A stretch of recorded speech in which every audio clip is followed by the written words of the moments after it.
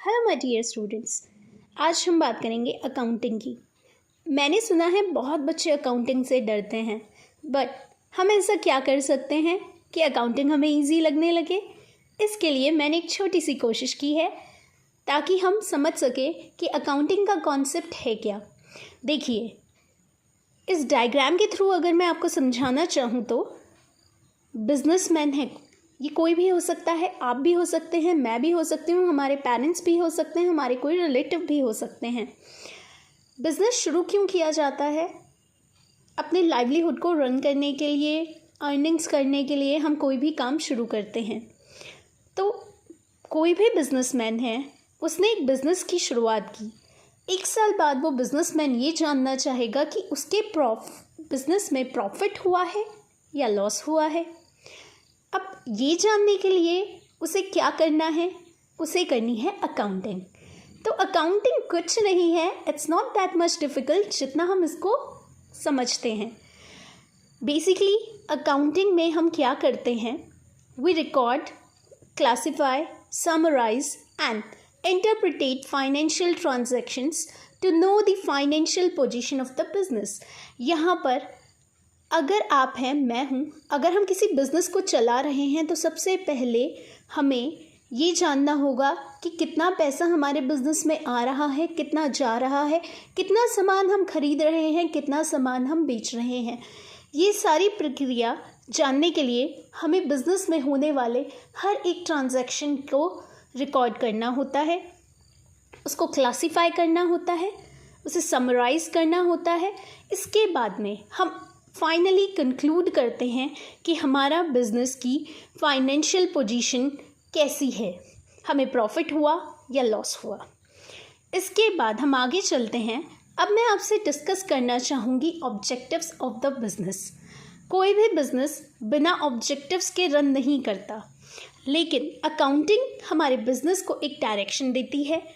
Objective of accounting सबसे पहला ये बोलता है कि मेंटेन सिस्टमैटिक रिकॉर्ड, जैसे कि बिज़नेस में होने वाले हर ट्रांजैक्शन को हम रिकॉर्ड करते हुए चलते हैं, जिससे कि हमें अंत में ये जानने में आसानी हो कि कितना हमें प्रॉफिट हुआ है, कितना हमें लॉस हुआ है। Second is ascertainment of profit and loss. ये हमें जानने में मदद करता है कि प्रॉफिट कितना है हमारा और लॉस कैसा है। इसके बाद में तीसरा अगर पॉइंट पे मैं बात करूं, it shows the financial position. Financial position जानने के लिए ये हमें बैलेंस शीट बनाने में हेल्प करता है, जहां से हमें ये पता चलता है कि हमारी एसेट्स कितनी हैं एंड हमारी लाइबिलिटीज़ कितनी हैं। Helps in decision making. Accounting business को हेल्प करता है डिसीजन लेने में, जिससे कि बिजनेस को अगर प्रॉफिट हो रहा होगा तो प्रॉफिट को वो कैसे मैक्सिमाइज कर सकता है ये डिसाइड करता है। अगर बिजनेस को लॉस हो रहा होगा तो उस लॉस को कैसे सुधारा जा सकता है, क्या ऐसे एक्टिविटीज़ बिजनेस चेंज कर सकता है अपनी, जिससे कि बिजनेस का प्रॉफिट मार्जिन बढ़ सके और लॉस की रिकवरी हो। अगर इससे आगे मैं आपसे बात करूं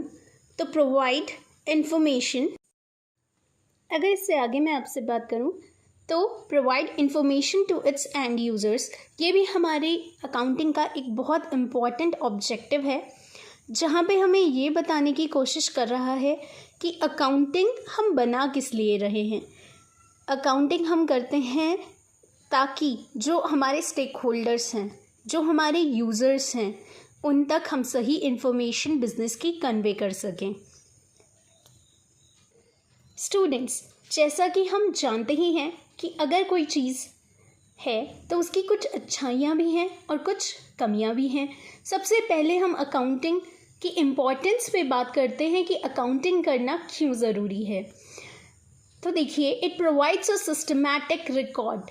सिस्टमैटिक रिकॉर्ड कीपिंग करने में हमें मदद करता है, जहाँ पे कि हम जो भी अकाउंट्स में रिकॉर्ड कर रहे हैं वो एक सीक्वेंस में होता है कि हमने कितना सेल्स किया, कितनी हमारी परचेज़ हुई, कितने हमारे डेटर्स हैं, कितने हमारे क्रेडिटर्स हैं, कितने हमारे एसेट्स हैं, कितनी हमारी लाइबिलिटीज़ हैं।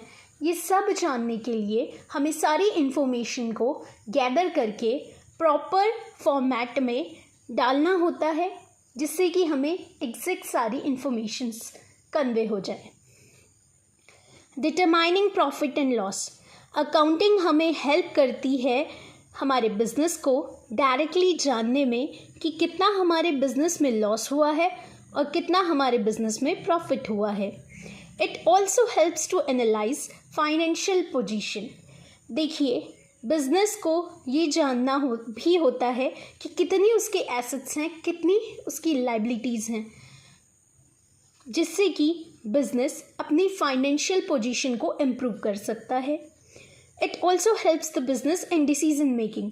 देखिए, एज वी ऑल नो कि हम अकाउंटिंग बना ही क्यों रहे हैं, हमारे अंदर ये सवाल आ रहा है कि क्या हमारा बिजनेस सही चल रहा है, क्या हमारे बिजनेस में हमें कोई चेंजेस करने हैं।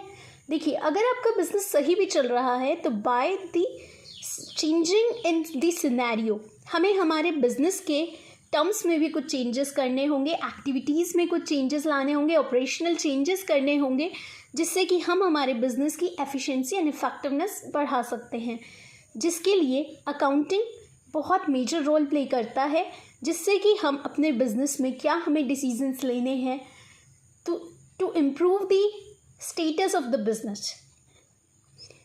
अगला, communication tool.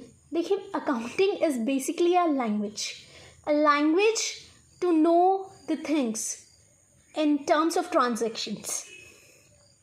Now let's come to the limitation part. As I told you earlier कि बच्चों, अगर किसी चीज़ के कुछ फ़ायदे होते हैं तो कुछ कमियां भी हैं। अकाउंटिंग धीरे धीरे अपनी कमियों को इम्प्रूव भी करने की ओर अग्रसर है। बट सबसे पहली कमी हम डिस्कस करेंगे, that is based on historical information.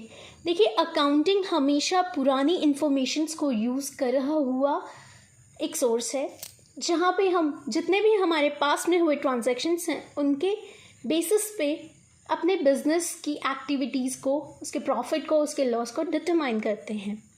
Possibilities of manipulation, it is a factor because whenever we create a data there is a possibility of manipulation. Data में कुछ गड़बड़ हो सकती है, कोई ट्रांजैक्शंस मिस हो सकते हैं, कोई ट्रांजैक्शन एक्स्ट्रा एड ऑन हो सकते हैं। Next point is affected by estimates. Sometime there are certain factors which influence the activities of our business, some kind of uncertainties and depreciation, loss by fire, these are the certain aspects जो हमारे business activities को impact करते हैं। Ignores qualitative aspect. As we all know, accounting is based on quantitative data, so qualitative aspect is missing there. Here we didn't consider about the capability and skill of an employee. Here only we talks about the profits. In accounting, we all deals with numerical terms. Here we didn't discuss the quality of an employee or something else. It deals only with numbers. Now, let's move further and discuss the users of accounting information.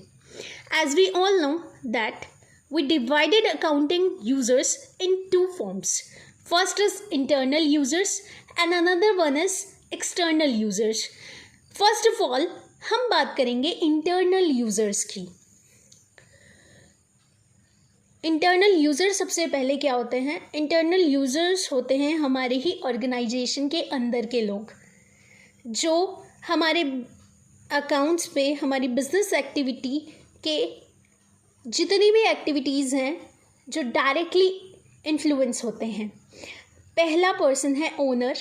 Owner is the one who is willing to know कि उसके business में कितना फ़ायदा हो रहा है, कितना नुकसान हो रहा है, जिसके लिए उसे अपने अकाउंट्स को एक बार गो थ्रू करना होगा। Second one is management.